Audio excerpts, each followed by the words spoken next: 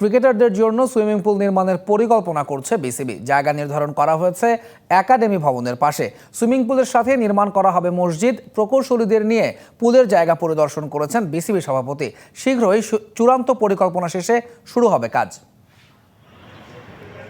BCB academy ভবনের ঠিক পাশেই ফাঁকা জায়গাটা। কদিন আগে যেখানে ছিল ভাঙা চেয়ারের স্তূপ, গেল সোমবার তড়িঘড়ি করে সেখান থেকে সরিয়ে ফেলতে দেখা গেল সেই প্লাস্টিকের জঞ্জাল। বৃহস্পতিবার দেখা গেল ভিন্ন চিত্র। দুপুর নাগাদ হঠাৎ বিসিবি প্রেসিডেন্ট ফারুক আহমেদ এলেন সেই জায়গা পরিদর্শনে। 2 দিন আগেই যেখানে ছিল জঞ্জালের স্তূপ, সেখানে এখন পুরোটাই ফাঁকা। সেই জায়গাটায় ঘুরে ফিরে দেখতে লাগলেন বিসিবি সভাপতি। ফারুক আহমেদের সাথে ছিলেন বিসিবির প্রধান নির্বাহী নিজামুদ্দিন চৌধুরী সুজন। ঘটা করে এই জায়গা দেখার কারণ হিসেবে জানা গেছে, একাডেমির পাশেই একটা সুইমিং পুল নির্মাণ করতে চায় বিসিবি। এরই মধ্যে প্রকৌশলীদের সাথেও কথা সেরে ফেলেছে বোর্ড। তাদের নিয়েই সাইট পরিদর্শনে বের হয়েছেন ফারুক আহমেদ। জানা গেছে সুইমিং পুলের সাথে নির্মাণ করা হবে একটি মসজিদও।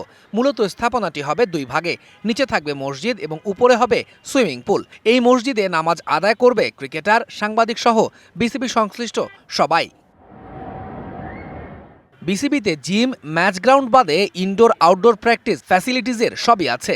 বাকি ছিল এই সুইমিং পুল। অবশেষে শীঘ্রই সেই ফ্যাসিলিটিও দিতে যাচ্ছে Bangladesh cricket board. Touhidul Islam, DBC news desk. All time Roma. Taste it, love it.